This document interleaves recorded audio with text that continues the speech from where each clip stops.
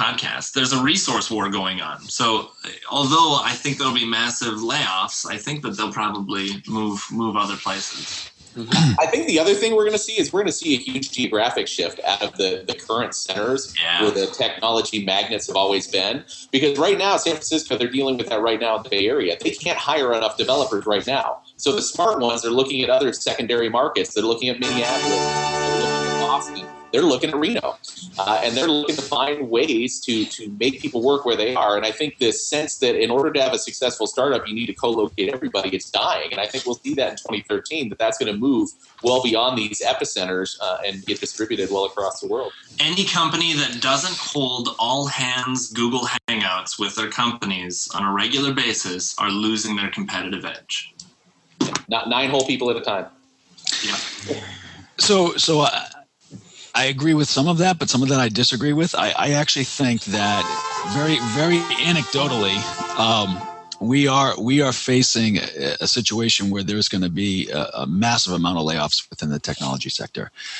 I look at things like desktop support area, for instance. What you had from a desktop to technician ratio has significantly increased the number of desktops to what a technician supports. You look now, like the organization I'm working with, they have one desktop technician for 500 people.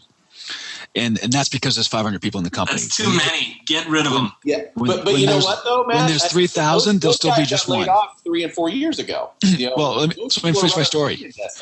Hold on. He's going someplace with this. I've seen him. This is that look on his face. That kind of smirk means I've got a smart point. You just have to wait for it. And so this desktop technician is actually a outsourced desktop technician, and he's leveraged. He works for 6 other companies. And so, this is the trend where with commoditization, you have efficiencies gained. And the level of expectation around a desktop is decreasing, right? We don't have expectations as a consumer around desktops, servers, networks.